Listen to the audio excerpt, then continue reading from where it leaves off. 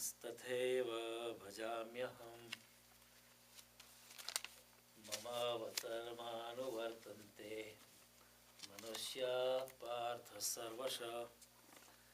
हे अर्जुन, जो भक्त मुझे जिस प्रकार बचते हैं मैं भी उनको उसी प्रकार ही बचता हूँ, क्योंकि सभी मनुष्य सब प्रकार से मेरे ही मार्ग का अनुसरण करते हैं। अगेन, ये यथा माम प्रपद्यन्ते तांस तथैव भजाम्यहम्। जो भक्त मुझे जिस प्रकार बचते हैं उसी प्रकार मैं भी उनको बचता हूँ, क्योंकि संसार में सभी मनुष्य मेरे ही मार्ग का अनुसरण करते हैं। तो यहाँ कृष्ण ने एक बड़ी अद्भुत बात बताई है। भगवान कहते हैं कि अगर आप मेरी ओर चलते तो मैं भी आपकी ओर चलता हूँ। जैसे और आप नहीं चलते तो मैं भी नहीं चलता हूँ। अभी नहीं चलने में भी उनकी करुणा है। वो कहते हैं कि आपकी जो फ्रीडम है उसको मैं वायोलेट करना नहीं चाहता। कई बार ऐसा होता है ना कि कोई कुछ मानता है और हम कुछ और मानते हैं, लेकिन कोई हमको उसके बारे में जो मानते हैं उसकी मान्यता के बारे में हमको समझाने लगे और हम कहे ठीक है अभी हम फिर भी हम बदलने वाले नहीं हैं, तो हमको थोड़ा ऐसा लगता है कि इज़ वायोलेटिंग आवर फ्रीडम। क्योंकि कई बार हमारी मान्यता के साथ वो मेल नहीं खाता है, और फिर भी लोग हमें समझाने लगते हैं नहीं आप यही करो यही करो यही करो। भगवान ऐसा नहीं करते। भगवान कहे ठीक है आपको नहीं मेरे मार्ग पे चलना है तो ठीक है, आपकी मर्जी, मैं आपकी फ्रीडम को वायोलेट करने वाला नहीं है। यहाँ आपको पूर्ण स्वतंत्रता दी है ना। स्वतंत्रता भगवान ने इतनी दी है कि अच्छे कार्य करने के लिए भी स्वतंत्रता है, बुरे कार्य करने की भी स्वतंत्रता है। कोई अगर आपको कहे कि नहीं आपको इसी कार्य की स्वतंत्रता है और ये बुरे कर्म की स्वतंत्रता नहीं है, तो फिर आपकी स्वतंत्रता का भी कोई मतलब नहीं है। मीन्स आपकी स्वतंत्रता नहीं है, आप यही कर सकते हो यही नहीं कर सकते हो। तो यहाँ परमात्मा ने इस जगत में सारे मनुष्यों को सभी स्वतंत्रता दी। बुरे काम करने की भी स्वतंत्रता है, आप कर सकते हो, कोई आपको रोकने वाला नहीं है। हाँ, लेकिन अंदर बैठा बैठा वो आपको बताता है, आपका कॉन्शियस आपको कहता है साफ कि ये करना अच्छा नहीं। एक छोटे बच्चे को भी अगर आप न भी सिखाओ तो भी उसको पता चलता है कि ये चीज़ मेरी नहीं है, मैं ले नहीं सकता। इट इज़ सो एविडेंट, आपका कॉन्शियस आपको बतलाता है। तो भगवान कहते हैं जो जिस प्रकार जो भक्त मेरे सामने आता है और जिस प्रकार भक्त मुझे देखता है या मेरे प्रति भाव रखता है उसी प्रकार मैं भी उसके प्रति भाव रखता हूँ। यही बात को रामायण में भी उसका प्रसंग आता है। जब भगवान राम ने जनक जी के दरबार में प्रवेश किया तो जिसने राम जी को जिस प्रकार देखा उसी प्रकार राम जी उसको लगे। जिसने दुश्मन की भांति देखा उनको राम जी दुश्मन की भांति दिखाई दिए। जिसको मित्रता की भांति देखा जिन्होंने राम जी को, तो भगवान राम जी उसको मित्र की भांति ही दिखाई दिए।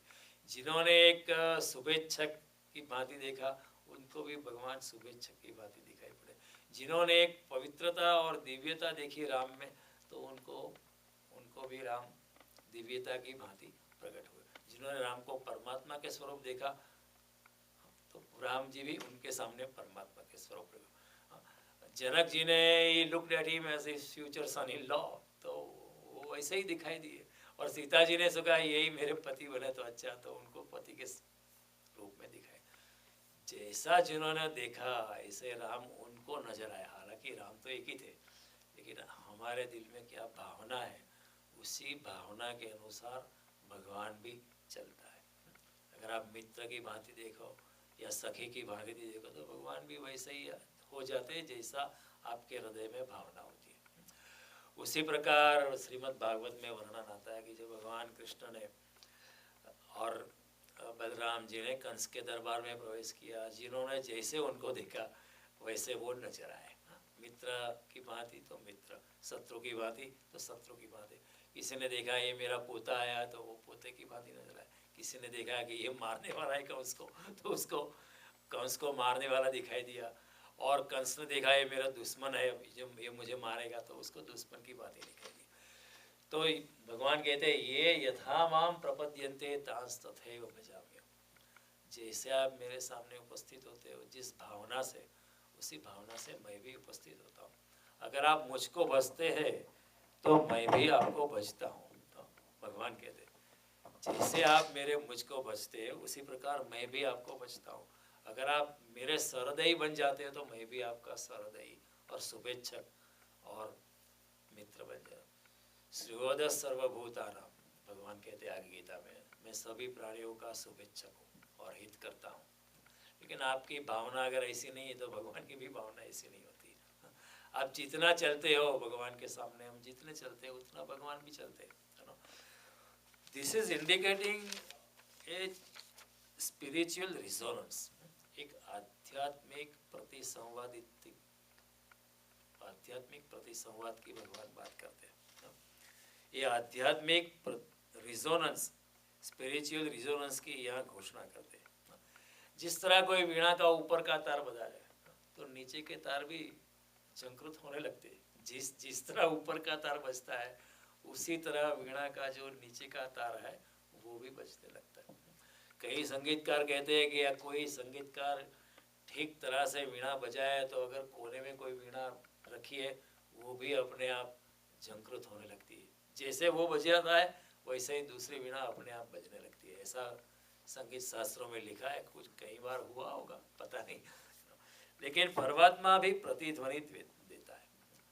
जैसे हम ध्वनि छेड़ते हैं परमात्मा के प्रति, उसको परमात्मा भी हमारी प्रति और प्रतिध्वनित होता है, इज रिस्पॉन्सिव। वो हमारे चारों ओर मौजूद है, इज देयर एवरीवेयर। और हम जो भी हमारे दर्पण में जिस प्रकार हम उसको देखते हैं वैसा ही प्रतिबिंब भगवान का भी खड़ा हो जाता है। So this is a very wonderful statement by Krishna. उसका मतलब है कि परमात्मा जीवंत है, मौजूद है। परमात्मा ने ही हमें चारों ओर से घेरा है। वो पर्दों में नहीं है। Not only he is there but he is active.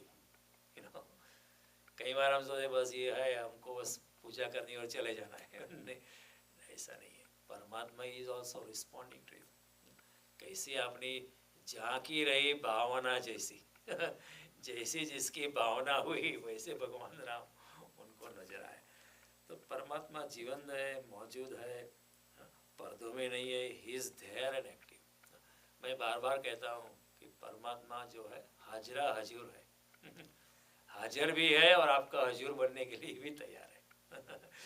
या अर्जुन के लिए भगवान क्या है, सारथी बन गए। तो हाजिर भी है और हजूर भी बन। अर्जुन जो कहता है आप दोनों सेना के बीच में मेरा रथ स्थापना करो, मेरे रथ की स्थापना करो, तो भगवान बीच में जाके रथ की स्थापना करते। जैसा अर्जुन कहता है वैसा भगवान करते। तो he is not only there but he is also active. और भगवान हाजिरा हजूर है, वो प्राणों के स्पंदनों से भरा है। हम एक कदम उनके प्रति चलते हैं तो भगवान 10 कदम चलने के लिए तैयार है। वही बात को कृष्ण ने गीता में कहा है, ददामि बुद्धि योगम तम ये न माम उपयान्ति दे। मैं ऐसे मेरे भक्तों को ऐसी सुबुद्धि देता हूँ ताकि वो मुझको पा सके। क्योंकि वो सुबुद्धि के बिना हमको उनके सामने उनके साथ जाने की हमारी वृत्ति नहीं होती। लेकिन हमें ये ख्याल नहीं होता है, साधारणतः हम इस बात का हमें पता नहीं होता है कि भगवान भी प्रति संवेदित होते हैं। भगवान भी उतने ही कदम हमारे सामने चलने के लिए तैयार है जितना हम उनके सामने चलने के लिए तैयार होते हैं। ये बात का हमें ख्याल नहीं आता है क्योंकि हम संसार की क्षुद्रता में, संसार के कीचड़ में हम इतने डूबे हुए हैं कि ये बात का हमें पता नहीं चलता है। हम अपने काम में इतने उलझे हुए हम अपने सांसारिक प्लान्स में, सांसारिक मनोवृत्ति में और संसार के दौरान हम इतने उलझे हुए हैं कि ये कृष्ण की बात है हमें पता नहीं चलती। For the benefit of Raman भाई एंड मीना बहन, भगवान कहते हैं ये यथा माम प्रपद्यन्ते तांस तथैव भजाम्यहम्। जिस तरह जो मुझे भजते हैं उसी तरह मैं भी उसको भजता हूँ। It's a wonderful statement. अगर आप भगवान को भजते हैं तो भगवान भी आपको भजते हैं। जिस तरह भगवान के प्रति आप भावात्मक होते हैं उसी तरह भगवान भी आपके प्रति अगर आप एक कदम चलते हैं भगवान के साथ तो भगवान की आपके प्रति 10 कदम चलने के लिए तैयार है। It is making a statement of spiritual resonance. It is not a dead world कि आपने प्रार्थना कर अब चले गए। अगर आपने शुद्ध हृदय से प्रार्थना की है तो वो शुद्ध हृदय की प्रार्थना हमेशा वहाँ पहुँचती है और वो भी प्रतिध्वनित होता है। He is also sending signals in return. आपने अगर सिग्नल भेजा है, आपने अगर आपकी हृदय की पुकार भेजी है, आपने आपकी ध्वनि भेजी है, तो परमात्मा भी प्रतिसंवेदित होकर उसकी पुकार सामने से भेजता है। So as I was saying, he is not only there but is active. ऐसा नहीं कि वो सिर्फ है, न केवल वो परमात्मा है, लेकिन परमात्मा बिल्कुल एक्टिव है, हाजरा हजूर है, हाजिर भी है और आपके हजूर बनने के लिए भी तैयार है। जैसे मैंने अभी कहा कि अर्जुन के लिए भगवान हजूर हो गए। सारथी होना हजूर होना ही है ना। जैसे भगवान कहते हैं, जैसे अर्जुन करता है वैसे भगवान करने के लिए तैयार है। तो भगवान प्राणों के स्पंदन से भरा हुआ है। हम एक कदम चले तो परमात्मा 10 कदम करने के लिए, लेकिन हमें ख्याल नहीं होता है। हम अपनी संसार की शुद्धता में इतने उलझे हुए हैं हम संसार के कीचड़ में इतने हो कि परमात्मा भी प्रतिसंवेदित होता है, परमात्मा भी प्रतिध्वनित होता है, उसका हमें ख्याल ही नहीं होता है। क्योंकि हम इतने भागते हैं इस जगत की कोलाहल में, परमात्मा की ध्वनि हमें सुनाई भी नहीं पड़ती, क्योंकि हमारे ears are not tuned to. एक हस्बैंड और वाइफ जा रहे थे। हस्बैंड ने कहा पत्नी को कि देखो चर्च की बेल्स सुनाई दे गई। तो वाइफ ने कहा इतने ट्रैफिक में कुछ नहीं सुनाई दे रहा है, इतने गोगाट में इतनी ट्रक्स जा रही, इतने लारी वाले जा रहे, अब मुझे कुछ सुनाई नहीं पड़ता। उसने कहा आप ध्यान से सुनो तो सुनाई पड़ती है। जो ध्यान से सुनता है परमात्मा की आवाज़ को, तो फिर उसके लिए जो गोगाट हो रहा है, कोलाहल हो रही है, उसको कोलाहल नहीं सुनाई दे रही, उसको चर्च की बेल सुनाई दे रही, क्योंकि उसका ध्यान वहाँ पे है। तो अगर इस संसार के कोलाहल में हम भी परमात्मा के प्रति ओरिएंटेड हो जाए, if we are focused, if we are tuned and fine tuned to him, तो उसकी ध्वनि हमको जरूर, कितना ही कोलाहल हो, कितनी भी झंझट हो संसार में, हर इंसान की जिंदगी में झंझट होती है। There is no one is exception. Krishna और राम भी आए तो उनके जीवन में कितनी कोलाहल, कितनी भड़कन, कितनी आवाज़, कितनी शोरगुल हो चुकी, तो हमारे जीवन में तो होगी ही होगी। लेकिन जो परमात्मा के प्रति उसकी कॉन्शियसनेस हमेशा है, उसको ये परमात्मा की प्रति संवेदनशीलता का अनुभव होने लगता है। He feels that he is also responding. This is called spiritual resonance. वो भी प्रतिध्वनित होता है। लेकिन हम इतने उलझे हुए, हम अपने संसार के कीचड़ में इतने फंसे हुए कि हमारा कभी ध्यान ही नहीं जाता है कि परमात्मा भी प्रतिध्वनित हो सकता है। अगर हम परमात्मा के प्रति भाव से भर जाए तो परमात्मा भी हमारे प्रति पूरे भाव से भर जाता है। जैसे हम उनके पास जाते हैं, अगर आप कृष्ण को एक मित्र की भांति देखो तो कृष्ण मित्र की भांति नजर आते हैं, दुश्मन की भांति देखो तो दुश्मन की भांति नजर आए। अगर आप एक प्रेमी की भांति देखो तो प्रेमी की भांति, एक बाल कृष्ण वात्सल्य की भांति देखो तो भगवान आपके बच्चे बनने के लिए भी तैयार है। उसमें कोई उसमें उनको मान हानि लगती नहीं है। तो लेकिन हम इतने उलझे हुए हमारे संसार में, हमको पता नहीं चलता है छोटी छोटी चीज़। अगर हमारे घर के आंगन में जो लॉन है उसमें भी अगर कोई फूल खिला है, उसको देखने का भी वक्त नहीं है, वक्त की अवरुद्धि ही नहीं है। कई बार फूल अच्छे खिलते हैं, हम देखते भी नहीं है, देखने का कोई मौका नहीं है, हम इतने भागे दौड़े हैं। कई बार आकाश में चंद्रमा की पूर्णिमा की रात है, पूर्ण चंद्रमा खिला है, लेकिन हम ऊपर देख के हमारी आँख ऊपर उठती नहीं। इतने अच्छे सितारे होते, इतने पंखी आवाज़ करते सुबह सुबह, रात को झिंगुर की आवाज़ आती है, लेकिन हमारा we are not tune to it. We are so much engrossed in our day to day running, है ना। और ज़िंदगी हमारी एक मैकेनिकल लाइफ हो गई। फिर परमात्मा की जो आवाज़ है, कहीं कोमल झरने का जल प्रपात हमें सुनाई नहीं देता। हमारे घर के पीछे ही कोई झरना बहता है, लेकिन we are not even attentive to it. देखो वहाँ जाके बैठे, आँख बंद करे, इतना जल प्रपात का जो आवाज़ है वो हमारे कर्णपट पे आती है, हमें परमात्मा की याद दिलाती है, वो हम सोच ही नहीं सकते, क्योंकि हम इतने उलझे, इतनी भागा दौड़ी, life has become so mechanical. तो जो साउंडलेस साउंड है, साउंडलेस साउंड, अनाहत नाद, उसको हम ओम कहते हैं। ओम का मतलब क्या है?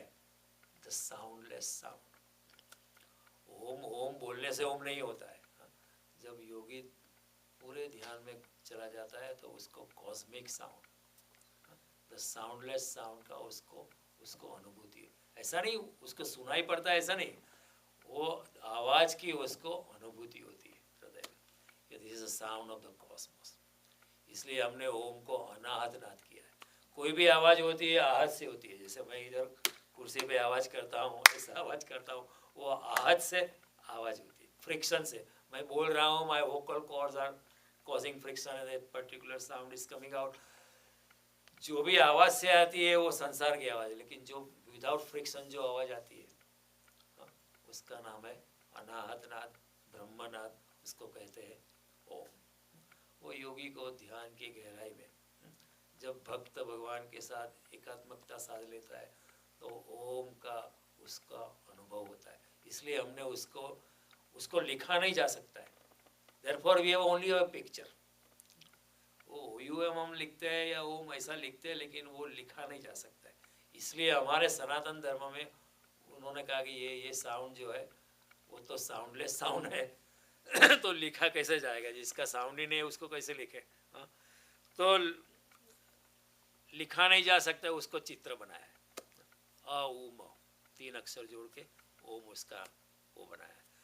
तो ये सोचने जैसी बात है। ओम का आवाज़ तभी पता चलती है जब इंसान थोड़ा परमात्मा के प्रति ओरिएंटेड होता है, तभी परमात्मा की ध्वनि परमात्मा का ओम की आवाज़ उसको थोड़ा उसको अनुभूति होने लगती है। ये प्रतिसंवादिता बड़ी बारीक है, बड़ी नाजुक है। केवल गहरे मौन में और गहरे ध्यान में कृष्ण की बात का निश्चित पता चलता है। You will certainly know. अगर आप गहरे ध्यान में चले गए, गहरे मौन में चले गए, तो आपको कई बातें ऐसी है जो सुनाई पड़ती है।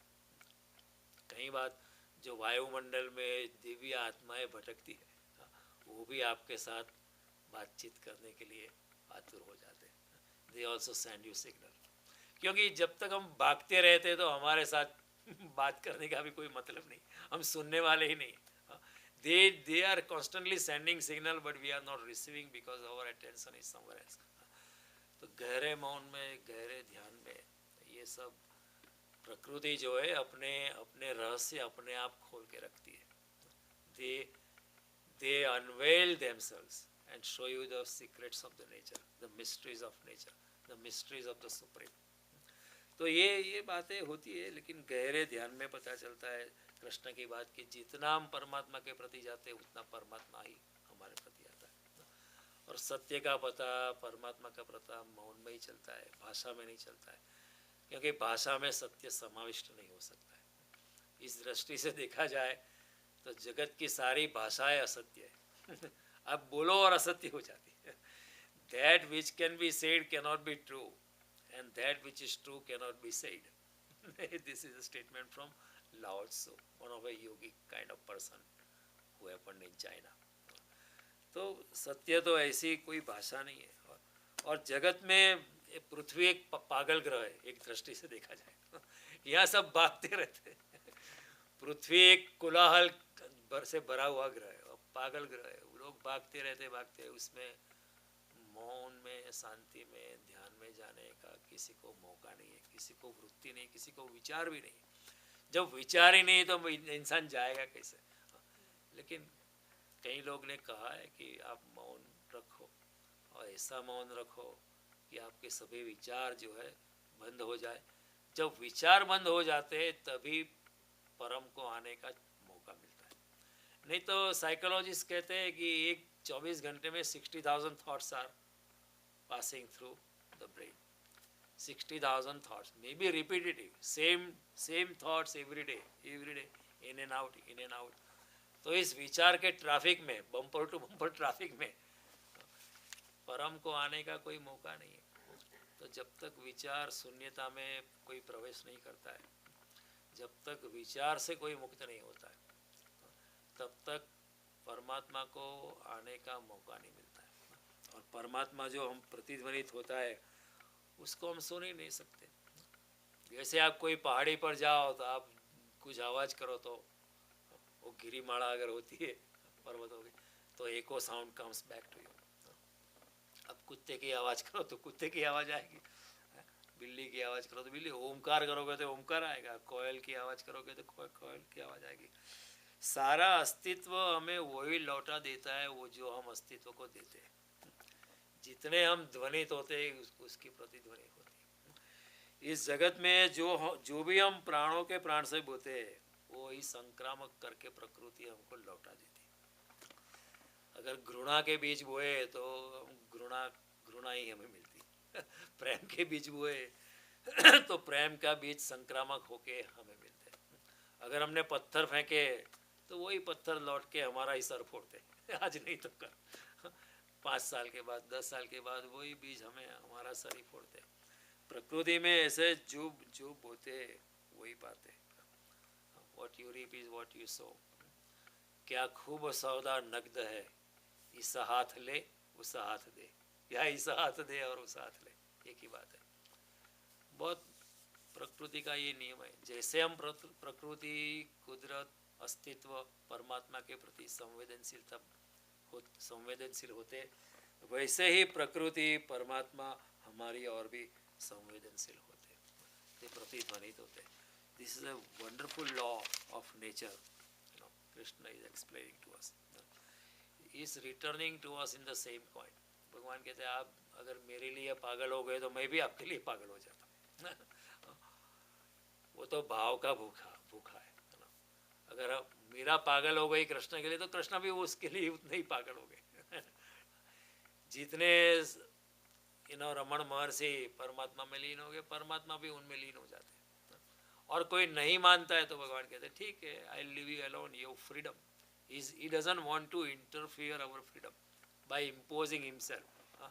अगर आपको नहीं चाहिए तो फिर भगवान कहते हैं ठीक है, मैंने आपको, I not bother you I leave you alone, क्योंकि आपकी स्वतंत्रता है कि you don't want him, so okay fine, you can be alone, that's fine, go ahead and do anything whatever you want to do in this world.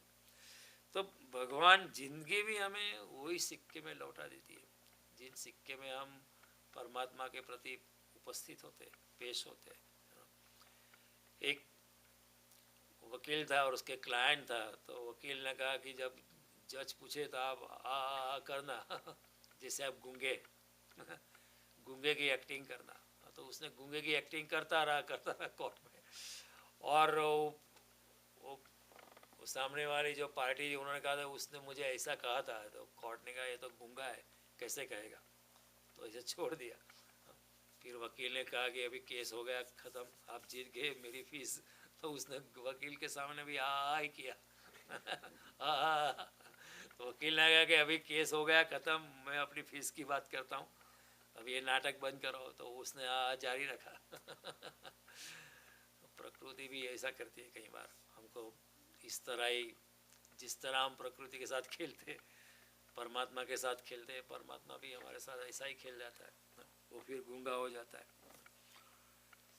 पूर्वदत्तेषु या विद्या पूर्वदत्तेषु यद्धर्म पूर्वदत्तेषु या भार्या, वो संस्कृत में श्लोक है, आपने अगले जन्म में जो दान किया है वो दान आपको इस जन्म में मिलता है।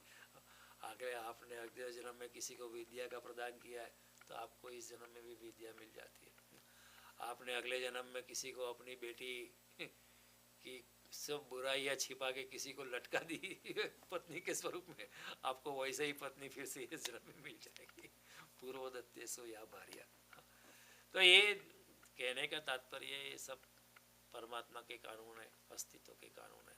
अब जिस तरह अस्तित्व के साथ डील करते हैं उसी तरह अस्तित्व भी आपके साथ डील करता है। एक इसलिए कहते हैं भगवत गीता में गहना कर्मणो गति, कर्म की बड़ी गहन गति जो है बड़ी गहन है, पता नहीं चलता है, क्योंकि the cause and effect are so far away, बीच में टाइम गैप इतनी बड़ी है, यू कैन नॉट एसोसिएट कि आपने कोई अच्छा कर्म किया होगा बहुत सालों पहले, उसका परिणाम आपको बाद में मिला, but you can not relate it क्योंकि इतने साल बीत गए, शायद एक जन्म बीत गया, उसके बाद हुआ तो पता नहीं चलता है। It is very difficult to associate the cause and effect. इसलिए कई बार तो जन्मों जन्म का फासला हो जाता है। कहीं अगले जन्म में कुछ किया है, ये जन्म में होता है, ये जन्म में आपने किया अगले जन्म में होता है। तो फासला इतना बड़ा है कि you can not associate, you can not relate cause and effect. तो इसलिए भगवान कहते हैं गहना कर्मणो गति, कर्म की गति बहुत गहन है। लेकिन ये सच है, कुछ न कुछ स्वरूप से आपको इधर उधर कुछ मिल जाता है, चला जाता है, ये सब होता रहता है। जो भी अच्छे कर्म है उसका, शुभ कर्म का शुभ फल होता ही है और अशुभ कर्म का अशुभ फल होता ही है, इसमें कोई शक नहीं है। ये होता रहता है, लेकिन हमको पता नहीं चलता। जब होता है तब हम सोचते नहीं मैं बड़ा होशियार हूँ इसलिए ऐसा हुआ है। Because I am such smart guy, I am so intelligent, I have work so hard, therefore it has happened. No, ऐसा नहीं है, कुछ पहले होता है।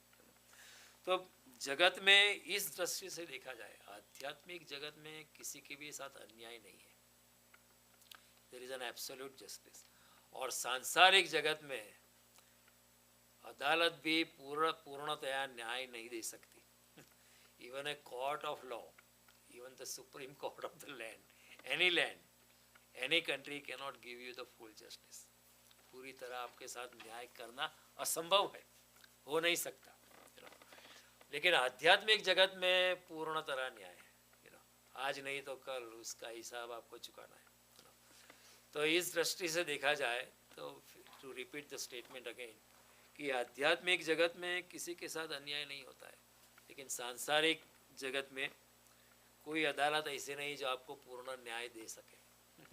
आप अगर कोर्ट में गए तो आपको पता चलेगा कि ये तो जज did not even look at it, you talk to him so much, लेकिन उसने देखा भी नहीं, he did not even bother about and he just give a judgment. तो ये सब होता रहे। अगर हमने जगत को पदार्थ माना है, अगर हम जगत में भागते ही रहते, दौड़ते ही रहते, mechanical way of life conduct करते लगते हैं, तो हम भी पदार्थ ही हो जाते हैं, हम भी पदार्थ जैसे ही हो जाते हैं। फिर हम अनेक चित्त विभ्रांता, मोह जाला समावता, mechanistic way of life, mechanical life हमको दुखी लेता है, वो सुख कभी नहीं। क्योंकि जगत को हम अगर पदार्थ मानते हैं, हम समझते हैं कि this is everything is mechanical, ये इतना करो इतना करो, everything is done by science and technology. अगर हम जगत में चैतन्य है ऐसा कुछ नहीं मानते, तो जगत भी आपके सामने पदार्थ जैसा हो जाता है। और परिणाम ये होता है कि अगर आप जगत को पदार्थ मानते हो, अस्तित्व को पदार्थ मानते हो, तो आप भी थोड़े थोड़े पदार्थ जैसे हो जाते हो, और अंत में आप खुद पदार्थ ही हो जाते हैं। आपका चैतन्य चला जाता है, आपकी जीवंतता चली जाती है। फिर कोई इंसान आता है तो आप इंसान की दृष्टि से नहीं देखते, आप अपना क्या मतलब है, उसमें से क्या मिल सकता है या क्या नहीं मिलने वाला है, ऐसा ही हम देख सकते हैं, उसके ज़्यादा हम और कुछ नहीं देख सकते। और अगर हम खुद पदार्थ बन जाते हैं तो अपनी जीवंतता, अपना चैतन्य गवा, and that is the biggest loss. हमारा चैतन्य जो है पदार्थ से उच्च कक्षा का है, it is of a higher quality. लेकिन हम जब पदार्थ की दृष्टि से जीवन को देखते हैं तो हमारा चैतन्य भी पदार्थ जैसा हो जाता है। तो it is a biggest loss, we are playing wrong games, हम अपने आप को ही ठगते, we are cheating our own selves. तो इस जगत की भाग दौड़ में, संसार की भाग दौड़ में हम पदार्थ जैसे हो जाते हैं, पत्थर जैसे हो जाते हैं। पत्थर बिल्कुल जैसे वो जगजीत साहब गाते हैं, पत्थर के खुदा पत्थर के सनम, पत्थर के ही इंसाफ आए, तुम शहरे मोहब्बत कहते हो हम जान बचा कर आए। तुम शहरे मोहब्बत के, मैं शहर गया था, आपने कहा था शहर में बहुत अच्छा है, लेकिन वहाँ तो पत्थर के खुदा पत्थर के शर्म, पत्थर के ही इंसाफ है। किसी में जीवंतता नहीं है, किसी में थोड़ी भी उर्मी नहीं है, किसी में हृदय नहीं बचा है, वहाँ जीने से क्या फ़ायदा है। तो जिस तरह लेकिन अगर हमने जगत को परमात्मा माना, सभी चीज़ में, सभी व्यक्तियों में हमने परमात्मा की पहचान की, तो हमारे लिए जगत पदार्थ नहीं, एक आनंद स्वरूप बन जाता है। This is a difference. संसारी जो पुरुष हो है वो सारे जगत को पदार्थ की दृष्टि से देखता है, मैकेनिकल वे ऑफ, और फिर वो भी खुद पदार्थ बन जाता है, खुद पत्थर जैसा बन जाता है। जो आध्यात्मिक व्यक्ति है वो चारों ओर जगत में, जड़ में, चेतन में, सभी जगह परमात्मा की जीवंतता का दर्शन करता है, इसलिए वो आनंद को उपलब्ध होता है, क्योंकि परमात्मा इज नथिंग बट आनंद। परमात्मा सच्चिदानंद स्वरूप है। अगर आप जगत को आनंद स्वरूप में देखते रहे तो आप भी आनंद को उपलब्ध होते। अगर आप जगत को पदार्थ की दृष्टि से देखने लगे तो आप भी पदार्थ जैसे हो जाओगे, आप भी पत्थर जैसे हो जाओगे, फिर आपको दुख के सिवा और कुछ नहीं प्राप्त होगा। लेकिन हम अगर जगत में सभी चीज़ों में, सभी व्यक्तियों में, सभी भूत मात्रा में उस परम का अनुभव करने लगे तो परमात्मा का अनुभव होने लगेगा। और परमात्मा तो सच्चित आनंद स्वरूप है, तो हमारा खुद का भी आनंद बढ़ने लगेगा। और जितने हम आनंदित होते उतने हम परम आनंद की प्रति और प्रयाण करने लगते। तो this is different kind of higher mathematics. We have to decide where the smartness is. Smartness उसी में है कि आप जीवंतता से जियो. Don't lose your consciousness. In the worldly matters, we should not lose our consciousness in favor of material things. Material पदार्थ तो मिल जाएगा, लेकिन पदार्थ के मिलने में हम अपना चैतन्य खो देंगे, हम भी पदार्थ जैसे हो जाएंगे। तो अपने चैतन्यता की सोचो, अपने आनंद की सोचो, और चारों ओर परमात्मा व्याप्त है। ईशावास्यम इदम सर्वम यत्किंचित जगत्याम जगत, चारों ओर परमात्मा व्याप्त है, ऐसी भावना रख के अगर हम रहने लगे तो फिर आनंद ही आनंद है। क्योंकि फिर परमात्मा भी हमारे प्रति इसी तरह पेश होता है जैसे हम परमात्मा के प्रति पेश होते हैं। अगर हम जगत की चीज़ों को, पदार्थों को, व्यक्तियों को अगर परमात्मा के स्वरूप देखने लगे तो परमात्मा भी हमारे में प्रकट हो जाता है। सी दिस इज कॉल्ड ये यथा माम प्रपद्यन्ते तांस तथैव भजाम्यहम्। तो बड़ी सोचने जैसी बात है। नहीं तो फिर न इंसान दुखी हो जाता है। अगर हम शुभ की कामना करते हैं तो शुभ पाते, अशुभ की कामना करते हैं तो अशुभ पाते। आज नहीं तो कल, इमीडिएटली पता नहीं चलेगा, लेकिन इन द लॉन्ग टर्म शुभ की कामना करते हैं तो शुभ पाते, अशुभ की कामना करते हैं तो अशुभ पाते। जिन खोजा तिन पाइया, कबीर जी कहते हैं। जैसी आपकी कामना है, जैसे आप खोजते, अगर आप परमात्मा को खोजते तो परमात्मा ही मिलेगा। परमात्मा के लिए आपके हृदय में प्यास है तो परमात्मा के हृदय में भी आपके लिए प्यास है। ये सूत्र कहता है, गीता का ये श्लोक कहता है कि ये यथामाम प्रपद्यन्ते तांस तथैव भजाम्यहम्। जिस तरह आप मुझे भजते हैं उसी तरह मैं भी आपको भजता हूँ। अगर परमात्मा के लिए लिए हमारे हृदय में बहुत प्यार है, एक तरह की मुमुक्षा है, तो परमात्मा के हृदय में भी हमारे लिए प्यार है और मुमुक्षा है। परमात्मा भी हमें खोजता है, हम भी परमात्मा को खोजते हैं। लेकिन अगर हम भटक गए संसार में तो परमात्मा से ओके, आप भटको, मुझे आपके प्रति कोई द्वेष नहीं है, but I don't want to disturb you. I want to respect your freedom of going into the material world. I don't want to bother you.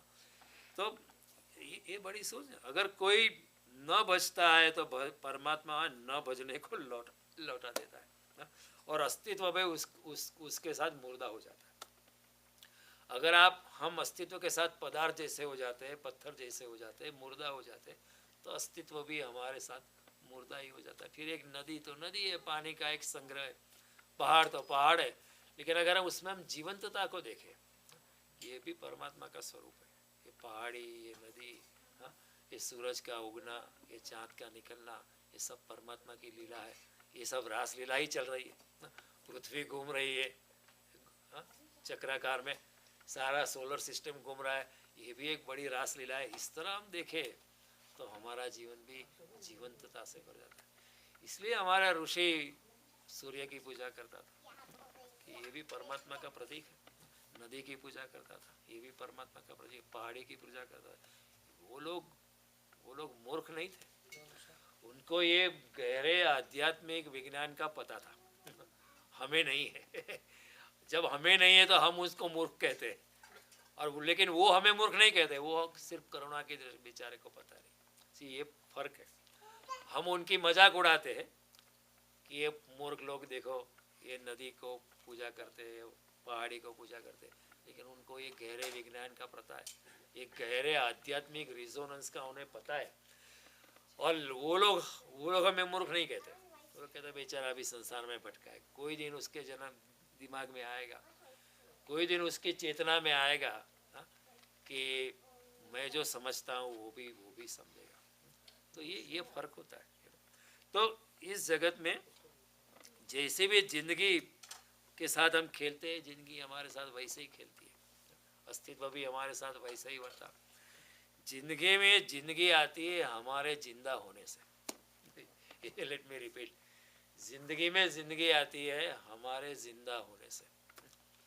एक जीवंत आदमी के सामने पत्थर भी जिंदा है और जो पत्थर जैसा आदमी है उनके सामने इंसान भी मुर्दा है। ये फर्क है। एक जीवंत आदमी है, उसके सामने पत्थर भी जिंदा है। भगवान स्वामीनारायण एक दिन पत्थर की शिला पे बैठे और उन्होंने कहा चल बे पत्थर, तो पत्थर चलने लगा। ऐसी कहानी आती, हुई ना हुई अलग बात है, एक प्रतीक है, ये समझने जैसी बात है कि you can align your consciousness with the consciousness of the dead thing also. It is doable, it is possible. एक जीवंत इंसान के सामने, कोई रमन महर्षि है या रामकृष्ण परम, उनके सामने पत्थर भी जिंदा है। और हमारे जैसे कोई संसार में भटकता ही रहता है, everything we value in terms of money, जो पत्थर जैसे, उनके सामने जिंदा आदमी भी पत्थर जैसा ही है, क्योंकि वी डोंट थिंक अदर, उसके साथ हम क्या फ़ायदा निकाल सकते, वही सोचते। कई लोग हमने देखे, जब तक हमारा काम उसको है तब तक वो हमारे आज चारों ओर घूमता रहता है। हाँ, हमको आप बड़े महान हो, आपका ये काम है, हमें कर दे दो प्लीज़, मैं आपका उपकार कभी नहीं भूलूंगा। और जैसे काम हो गया वो फिसल जाता है, फिर हमको पहचानता भी नहीं। आपका उपयोग कर लिया, आप सिर्फ पदार्थ थे, आप एक इंस्ट्रूमेंट थे, ऐसा। लेकिन जो इंसान जिंदा होता है उसके सामने मुर्दा चीज़ भी जीवंत होती है। तो ऐसा इंसान जो है, तो ऐसा जो जीवंत इंसान होता है उसके ज़िंदगी में बड़ा परिवर्तन होता है। वो गाड़ी भी चलाता है इस तरह चलाता है जैसे गाड़ी जिंदा है। वो कुर्सी में बैठता है तो इस तरह बैठता है जैसे कुर्सी भी परमात्मा का स्वरूप है, मैं उस पर बैठता हूँ। जूता भी पहनता है तो इस तरह जूता पहनता है जैसे प्रकृति से बड़ा अनुग्रहित है कि भगवान ने कम से कम मुझे जूता दिया पहनने के लिए। आई एम सो ग्रेटफुल कि I have some shoes to wear, and I am so grateful that I have a foot where I can wear a shoe. कई लोगों के पास पाँव भी नहीं है।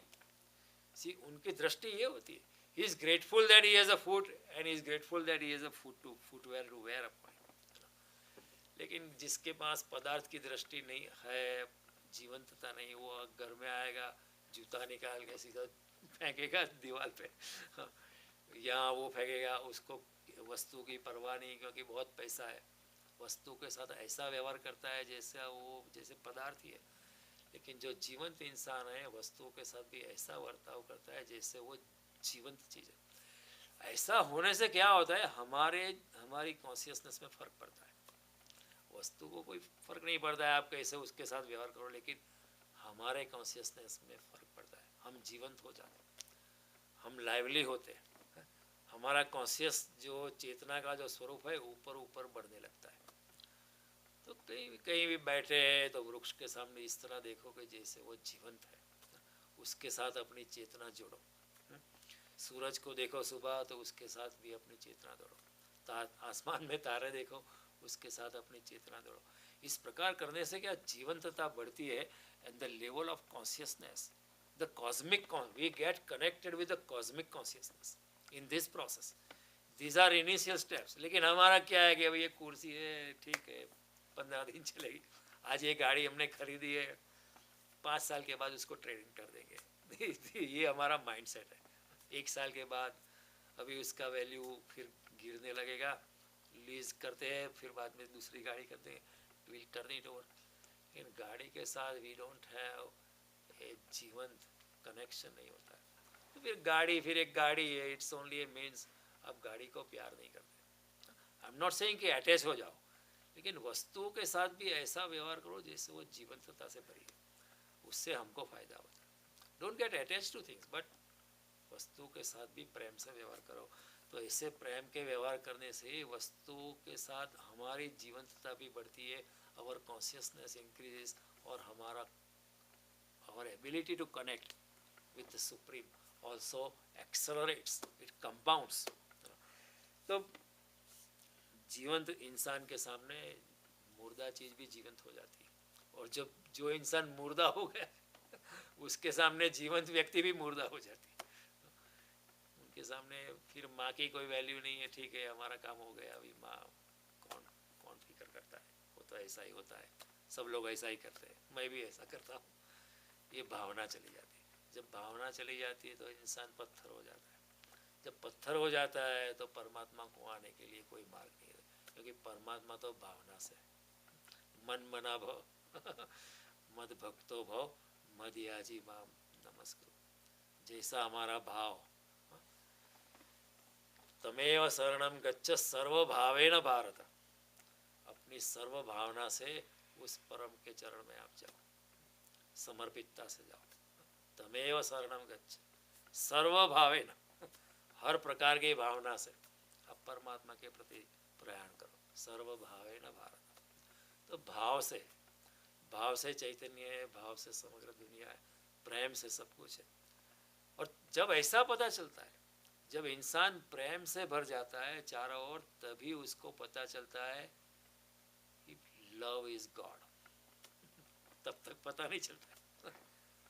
Only when you understand this, then only you realize what Jesus said, love is God, God is love. तभी पता चलता है। तब तक तो it is only a statement, हम जानते हैं love is God।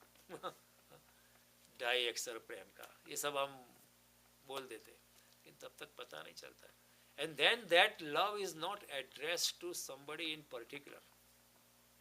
That love is overflowing around you. Just as a rose flower is throwing out nice fragrance all around it, whether you are passing by or not. एक फूल की सुगंध चारों ओर फूल फेंकता रहता है, आप उधर से गुजरे या ना गुजरे उसको कोई मतलब नहीं है। उसी तरह कोई संत का प्रेम जो है वो चारों ओर बहता रहता है। उसका प्रेम ऐसा नहीं किसी के प्रति। हमारा स्टेटमेंट क्या होता है, डू यू लव हिम और डू यू लव हर और do you love this, do you love your children. Our love is addressed, उसके ऊपर एक पता लिखा है कि your love is addressed to this this और दैट, और हिम और हर। संत का प्रेम जो है वो बहता है, it is not addressed to anybody, his being is love. उनका होना ही प्रेम का होना है, वो प्रेम स्वरूप है। एंड देन वो नारद जी कहते हैं भक्ति परम प्रेम स्वरूपा, तभी भक्ति प्रकट होती है। Bhakti is a higher form of love. सांसारिक प्रेम होता है लेकिन but is address to something. I love my car, I love my computer, I got a new phone, new Google phone, I love it. My love is address to that thing. लेकिन जब कोई संत, कोई योगी ऊपर उठने लगता है तो his love is not address to anything, he is in love with the totality of the existence. वो सारी प्रकृति के साथ उसका नृत्य चल रहा है, उसकी रासलीला चल रही है, तो उसका होना ही प्रेम है। That time when he says something, then love becomes God. तभी प्रेम परमात्मा है। तब तक खाली एक स्टेटमेंट हम करते हैं, हाँ प्रेम, भगवान प्रेम स्वरूप है, हाँ है, बात सच है, लेकिन आपको उसका कोई अनुभव नहीं है, हमें उसका कोई अनुभव नहीं है। तो रमण महर्षि चाहे अस्पताल बनवाए ना बनवाए, रमण महर्षि चाहे कोई अनाथ आश्रम खोले या न खोले, लेकिन उनका होना ही प्रेम है। उनकी प्रेम की दृष्टि से बहुत कुछ हो जाता है, अपने आप होता है। नेचर स्टार्ट्स टर्निंग अराउंड सच पर्सनालिटीज, उनकी आभा मंडल में सब कुछ शुभ कार्य अपने आप होने लगते हैं। हालांकि हमें लगा वो खुद तो कुछ नहीं करते, बैठे रहते, उनका होना ही काफ़ी होता है। बुद्ध का होना काफ़ी है, बुद्ध को जाके अस्पताल बांधने की ज़रूरत नहीं, उनका होना ही प्रेम स्वरूप है। अच्छे कार्य उनके चारों ओर अपने आप शुरू हो जाते हैं। तो ये एक बड़ी अच्छी दृष्टि है। वस्तुओं के साथ भी अगर हम प्रेम से व्यवहार करें तो चारों ओर आनंद बरस जाता है। हमने कभी अपने घर में, इंडिया में या अफ्रीका में हमारे साथ नौकर था, उसके सामने व्यक्ति की दृष्टि से कभी देखा है? नौकर को नौकर ही समझते, नौकर को भी नौकर ही समझा है। कई लोग अफ्रीका से है, मैं अफ्रीका से, हमारे घर में 24 घंटा नौकर था, नौकरानी थी, लेकिन नौकर को कभी हमने व्यक्ति की भांति देखा है? उसको भी कभी सम्मान दिया है? कभी नहीं दिया है। उसको भी कभी व्यक्ति की भांति देखो तभी अच्छा रहेगा। तो फिर एक नौकर के साथ भी एक अच्छा तरह का सुलूक बनेगा, उसमें भी आप परमात्मा का दर्शन कर सकते हैं। तभी एक भावात्मक एकता बनती है। मैं जानता हूँ इंडिया में एक he was a very good artist in Baroda. He had his meetings with Indira Gandhi, Raj Kapoor, and he was gone many places. Very very good artist, fabulous artist. तो उनके घर में एक नौकर था, तो हम एक दिन मिलने गए, तो वो नहीं थे, तो नौकर ने हमका हमारा स्वागत किया। उन्होंने बोला वो जो साहब है बाहर गए, आप बैठो। तो नौकर ने चाय पिलाई, नाश्ता लाया, और साहब के जो भी एल्बम थे हमको दिखाने लगा, देखो ये साहब के एल्बम, और इस तरह काम करता है जैसे खुद का घर था, और वो भी उसके साथ ऐसा व्यवहार करते थे कि जैसे वो फैमिली मेम्बर है। उसका खाना पीना रहा, वो भी उसकी सेवा करता, दोनों एक दूसरे की सेवा करते थे। और जब वो चले गए तो उन्होंने विल बनाया था सभी संपत्ति नौकर को देने की। सारी संपत्ति जो थी मकान के साथ नौकर को दे दी। वो मैं उनके साथ रहता था, वो मेरे साथ रहता था, वो मेरा फैमिली मेम्बर। ये दृष्टि की भावना है, वेरी डिफिकल्ट टू अंडरस्टैंड। कभी हम पत्नी को पत्नी की दृष्टि से नहीं देखते। एक उसको पत्नी को तो ये तो काम करना ही चाहिए, उसको खाना तो बनाना ही चाहिए, ये तो काम करना ही चाहिए। और कभी पत्नियां भी पति को पति की दृष्टि से नहीं देखती है, पति है तो उसको तो ये तो करना ही चाहिए करके। लेकिन जब दृष्टि बदलती है तो उसमें जीवंतता आती है, एक तरह का आध्यात्मिक प्रतिसंवाद होता है, तो उस व्यक्ति के माध्यम से भी परमात्मा प्रकट होने लगता है, परमात्मा हमारे साथ सामने चलने लगता है। ये यथामाम प्रपद्यन्ते तांस तथैव बजा। परमात्मा की वीणा बड़ी बारीक है, महिम्न है उसके स्वर, लेकिन फिर भी है, पता नहीं चलता, सटल है, बहुत सटल है। लेकिन जरा सा भी अगर हम प्यार से हृदय से थोड़ा सा भी कंपन करें तो परमात्मा हमारी कंपन को सुनता है, और न केवल सुनता है, वो भी हमारी ओर कंपित होता है। अगर हम उनके लिए रोते हैं, कृष्ण की याद में अगर हमारी आंख से आंसू टपकने लगे तो कृष्ण की आंख में भी आंसू टपकते हैं। ऐसा नहीं, एक तरफा व्यवहार नहीं है। It is two sided. परमात्मा भी इतना सब प्रति संवादी होता है। हम परमात्मा को जितना उघाड़ना चाहते हैं उतना वो उघड़ने के लिए, अनावृत होने के लिए तैयार है, लेकिन शर्त इतनी है कि हम भी खोलने के लिए तैयार होने चाहिए। वो भी हमारे साथ आने के लिए चाहिए, यदि हम उनके साथ चलने के लिए तैयार। ये जो प्रार्थना है, भजन है, कीर्तन है, ध्यान है, यज्ञ है, उपासना है, these are all the devices to go towards him. These are all the instruments and the tools our great Rishi मुनीज have devised for us, कि उनके माध्यम से आप परमात्मा की ओर प्रयाण करो। जब आप आरती करते हैं, परमात्मा के लिए प्रार्थना करते, यज्ञ करते, ध्यान करते, जप करते, कीर्तन करते, these are very important psychological measures through which he enters your heart and you enter his heart. परमात्मा आप में प्रवेश करता है और हम परमात्मा में प्रवेश करते हैं, एक दूसरे में प्रवेश कर जाते हैं, प्रति संवेदना हो जाती है। तो फिर प्रार्थना के दो हिस्से हैं। एक तो पुकारता है भक्त भगवान को पूर्ण हृदय से, विथ अ प्योर हार्ट, कोई उसमें सकामता नहीं है, बस भगवान की याद आ जाइए, ध्यान करता है, भगवान के साथ एक में खो जाता है। सो पुकारना एक बात है। फिर दूसरा पार्ट है प्रति संवेदिता, फिर भगवान भी आपको पुकारता है। भगवान भी हमें पुकारता है, लेकिन हम क्या करते हैं, मंदिर में आते हैं, जल्दी जल्दी हमें जाना है, यहाँ से यहाँ जाना है, यहाँ जाना है, यहाँ जाना है, जल्दी जल्दी आरती करके हम निकल जाते हैं। We don't wait for his signal. कई बार यहाँ प्रार्थना करने के बाद हमें कोने में बैठ जाना चाहिए, आंख बंद करके, वेट फॉर हिज सिग्नल। वो आता है, उसकी प्रतिध्वनि भी आती है, लेकिन हम इतनी जल्दी में है ना, न्यू ईयर होता है ना, यहाँ अभी से यहाँ शिव मंदिर में जाना है, शिव मंदिर से इस्कॉन जाना है, जल्दी जल्दी इसके घर जाना है, इसके जाना है, सब न्यू ईयर है तो सब मंदिर में तो जाना है, लेकिन हम यांत्रिकता से कर लेते हैं। कोई बार बैठ के पूजा में ध्यान लगा के फिर आँख बंद करके भगवान का स्मरण करते तो उसकी ध्वनि भी आती है। अगर आपके घर में भी अगर परमात्मा की छवि है, कृष्ण की छवि है, राम की छवि है, कोई भी किसी की भी छवि है, इट डजंट मैटर, आप प्रेम से प्रकट हो उनके सामने, वो छवि के माध्यम से परमात्मा आपके प्रति प्रेम से संवादित होता है, कनेक्ट ज़रूर होता है। You will feel is talking, you will feel is smiling at you. Every day his form will be, although छवि तो एक ही है मूर्ति तो एक ही है, लेकिन आप प्रेम से उनके सामने प्रकट हो तो हर रोज उसका स्वरूप नया होता है।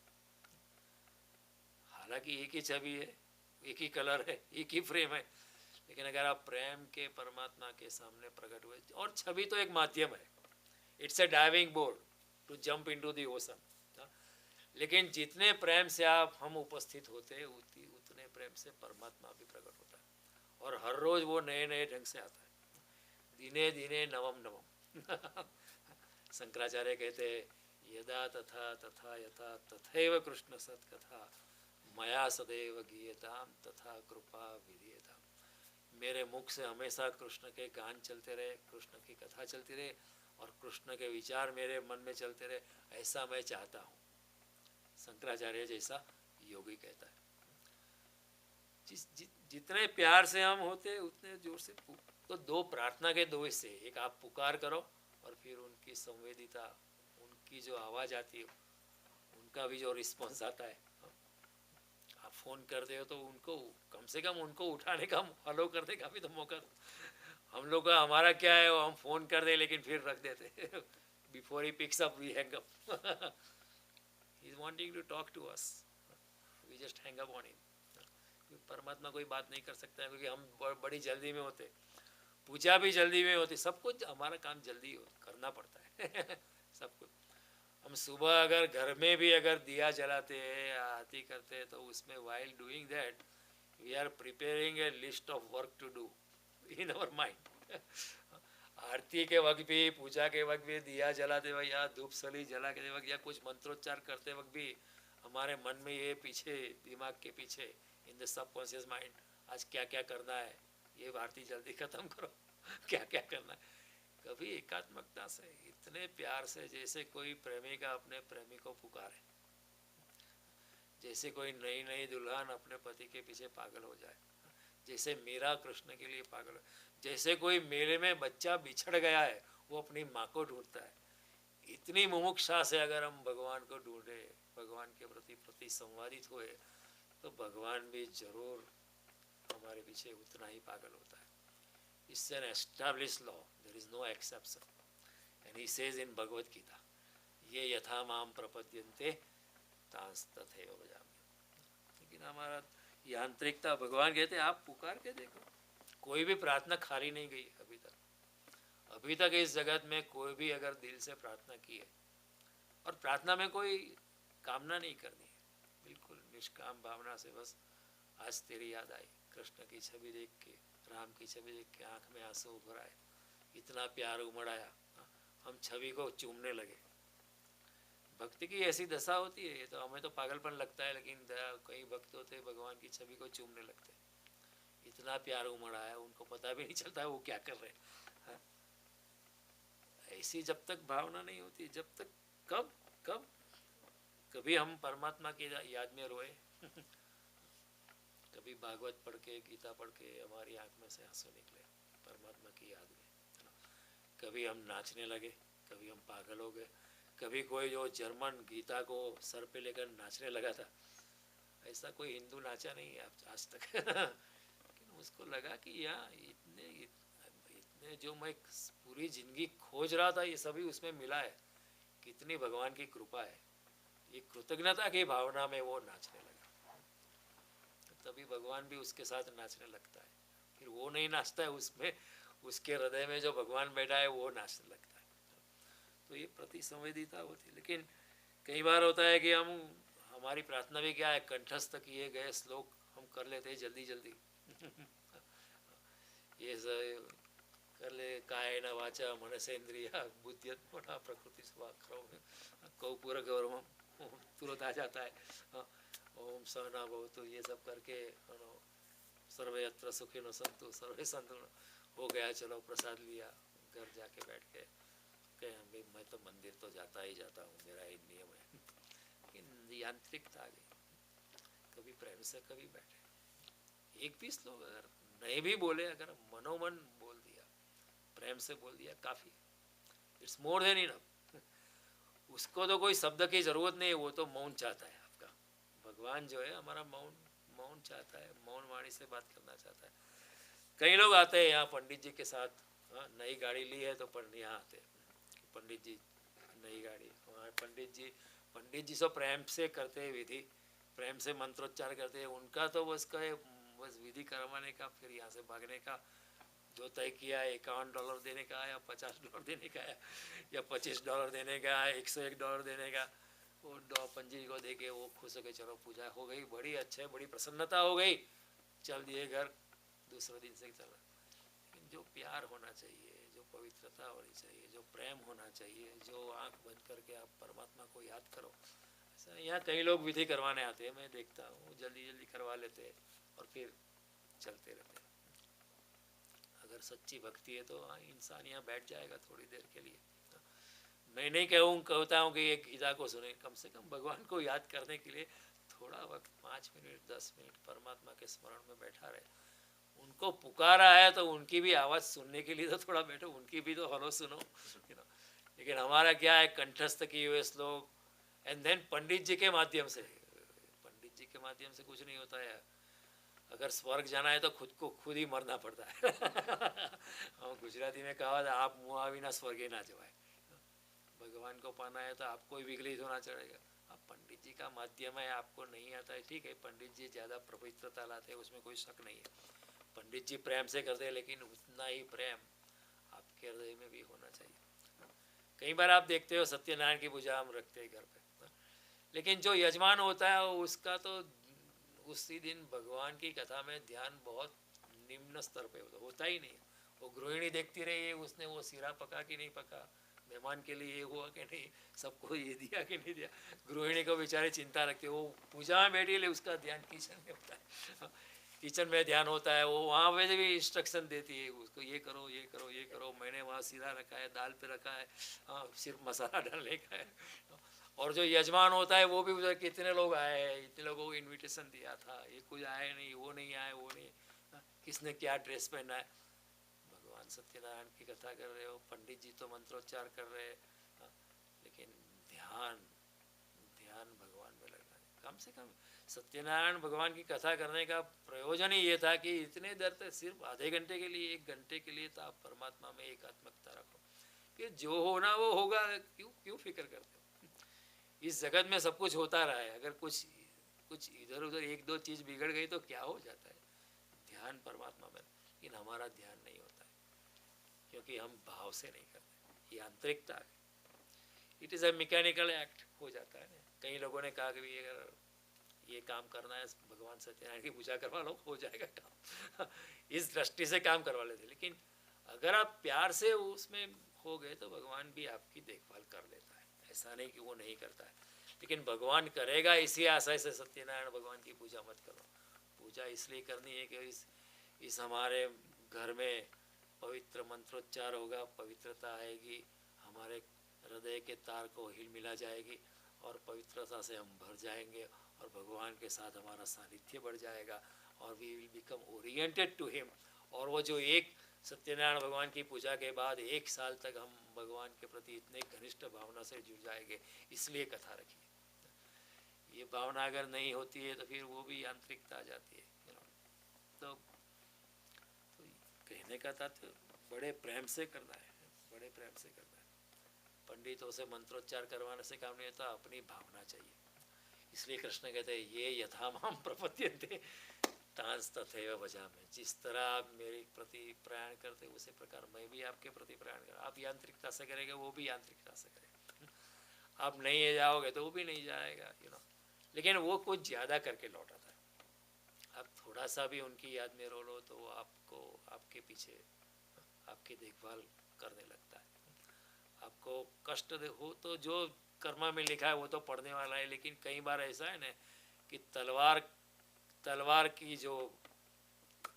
का जो घा है, तलवार की जो तीव्रता है वो सुई से चल जाती है। Things just change differently. फिर आप कितनी भी व्यथा में हो, आपको कोई व्यथा लगेगी ही नहीं। ये संत की खूबी है। संत पे भी बहुत दुख आते हैं, लेकिन उसको दुख लगते ही नहीं। इसलिए वो हमेशा दुख में भी परमात्मा का अनुग्रहित रहता है। अच्छा हुआ आपने ये दुख भेजा, नहीं तो मैं बिगड़ जाता। सुदामा जब वापस लौटे कृष्ण के महल से, तो उन्होंने अचानक याद आया, अरे मैं तो मांगना भूल गया, पत्नी ने भेजा था मांगने के लिए, मैं तो भूल ही गया मांगने के लिए। अब पत्नी को मैं क्या जवाब दूंगा? पत्नी भी कहेगी आपको इतना मांगने के लिए भेजा था, हमारी दरिद्र टले, आपने को मांगा भी नहीं। लेकिन सुदामा ने ऐसा सोचा कि कृष्ण ने मुझे इसलिए नहीं दिया कि अगर मैं वो मुझे देते धन तो मेरा अहंकार बढ़ जाता था, इसलिए भगवान कृष्ण ने कृपा करके मुझे कुछ नहीं दिया है। ये संत की सोचने की दृष्टि है कि भगवान कृष्ण ने कृपा दृष्टि से मुझे कुछ नहीं दिया, अच्छा किया। हम होते तो ऐसा सोचेंगे साला पूरा बढ़िया निकला। इतनी संपत्ति थी, इतना राजमहल था, और मेरा ये मैंने जो भेंट उसको दिया वो तो ले लिया उसने, मुझे कुछ प्रति बात सामने भेंट देनी चाहिए वो तो उसने दिया ही नहीं। हम ऐसा सोचते थे पूरा बढ़िया है, मैं जानता था ऐसा ही होगा। सुदामा ने ऐसा सोचा नहीं। सुदामा ने नहीं, भगवान ने जो किया है वो ठीक ही किया है।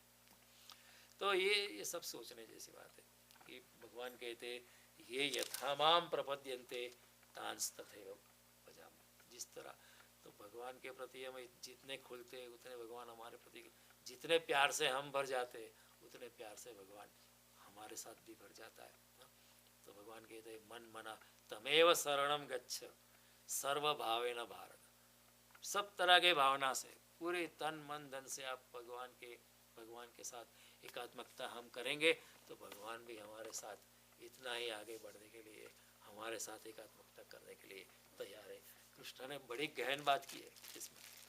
जैसे आप मुझे बचते हो वैसे मैं भी आपको बचता हूँ, मैं भी तुम्हारा हो जाता हूँ। तो अगले मंगलवार को फिर मिलेंगे। आप इतनी खराब मौसम में भी आए, बहुत बड़ी प्रशंसनीय बात है।